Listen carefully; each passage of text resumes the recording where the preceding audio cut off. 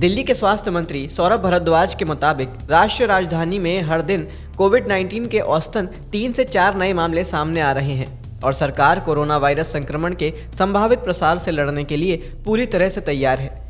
देश में रविवार तक कोरोना वायरस के नए वेरिएंट JN1 के 63 मामले सामने आए, जिनमें से 34 मामले गोवा से हैं। विश्व स्वास्थ्य संगठन और केंद्र सरकार पहले ही इसे लेकर लोगों को सजग रहने की चेतावनी दे चुकी है। शहर, गांव, सभी जगह हाथ को साफ रखने और भीड़ भाड़ में मास्क लगाकर जाने की सलाह दी गई है। Oil researcher doctor Manoj Murarka ने कुछ देशों में सरसों के तेल पर प्रतिबंध लगाने को साजिश का हिस्सा बताया है। गांव कनेक्शन से उन्होंने कहा कि बाहरी देश भारत के सरसों के तेल की वैश्विक लोकप्रियता को पचा नहीं पाते हैं, इसलिए ऐसा होता है। भारत में भी कई बार सरसों के तेल को बैन करने के मामले सामने आए, जो बाद में विदेशी षड्यंत्रों का नतीजा निकले। असल में यह सारी कहानी बाजार की लड़ाई है। डॉक्टर मुरारका ने कहा, अच्छी सेहत के लिए ज़रूरी है सभी लोग सरसों के तेल का ज़्यादा से ज़्यादा इस्तेमाल करें।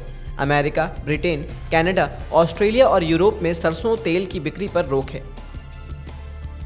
कृषि व्यवस्था में सुधार लाने और किसान की आय बढ़ाने के लिए FPO यानी किसान उत्पादक संगठन बनाने में तेजी आई है। केंद्र सरकार ने साल 2020 में FPO बनाने की शुरुआत की थी, जो 75% पूरा हो गया है। इस बात की जानकारी सरकार ने संसद के शीतकालीन सत्र में एक सवाल के जवाब में दी। 30 नवंबर 2023 तक FPO गठन की योजना के तहत देश में लगभग 7,597 FPO का पंजीकरण किया जा चुका है। इनमें से सबसे अधिक 1550 FPO का पंजीकरण उत्तर प्रदेश में हुआ है। इसके बाद मध्य प्रदेश में 566 FPO, महाराष्ट्र में 521 FPO, पंजाब में 475 FPO और बिहार में 474 FPO का रजिस्ट्रेशन किया गया है। आलू का केंद्र कहे जाने वाले तमिलनाडु के मेट्टुपालायम के किसान परेशान हैं।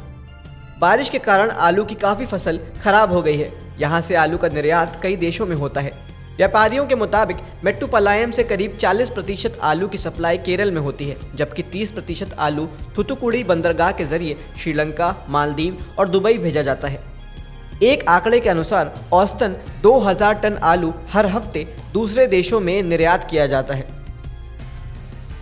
वंदे भारत की तरह अब देश की पहली अमृत भारत ट्रेन चलने जा रही है। ये ट्रेन माता सीता की जन्मस्थली से भगवान राम के जन्मस्थल को जोड़ेगी।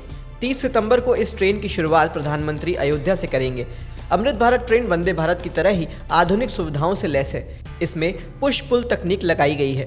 130 किलोमीटर प्रति घंटा की रफ्तार से चलने वाली इस ट्रेन में 22 डिब्बे होंगे और इसमें द्वितीय श्रेणी के 12 डिब्बे होंगे। इसमें 3 टायर स्लीपर के 8 डिब्बे और 2 गार्ड डिब्बे होंगे। कृषि वैज्ञानिकों ने शीतलहर और ठंड से गेहूं और चने की फसल को बचाने की सलाह दी है।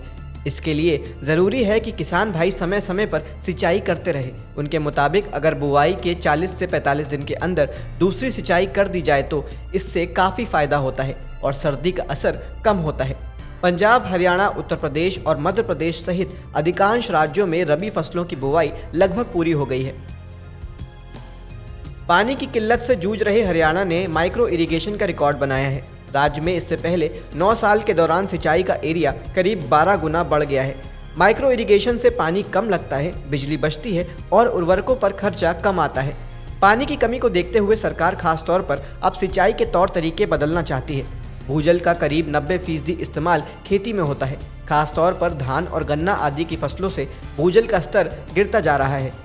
पंजाब, राजस्थान, महाराष्ट्र और हरियाणा जैसे कई राज्यों में पानी की किल्लत बनी हुई है। पौधों में मैग्नीशियम की कमी से होने वाली बीमारी को दूर करने के लिए मिट्टी में डोलोमाइट चूना मिलाना बेहतर साबित हो सकता है।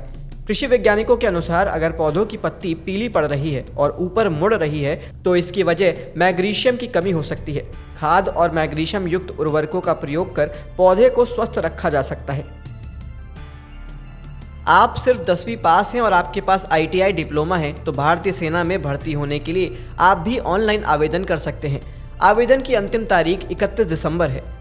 Chargeman, senior draughtsman, tradesman, made के लिए 900 से ज़्यादा भर्ती हो रही है। अधिक जानकारी के लिए आप नौसेना की वेबसाइट joinindiannavy.gov.in देख सकते हैं। राष्ट्रीय उपभोक्ता विवाद निवारण आयोग NCDRC ने बीमा कंपनियों से क्लेम लेने के लिए 24 घंटे अस्पताल में भर्ती होने की ज़रूरत को अव्यावहारिक बताया है। एक मामले में अपनी राय रखते हुए आयोग ने कहा कि आधुनिक और प्रगति कर रही चिकित्सा प्रक्रियाओं के समय में 24 घंटे भर्ती होने की शर्त अब ठीक नहीं है। इस पर दोबारा विचार की जरूरत है। मेडिकल इंश्योरेंस कवरेज पाने के लिए 24 घंटे भर्ती रहने की आवश्यकता खत्म करने पर बीमा नियामक विचार कर रहा है।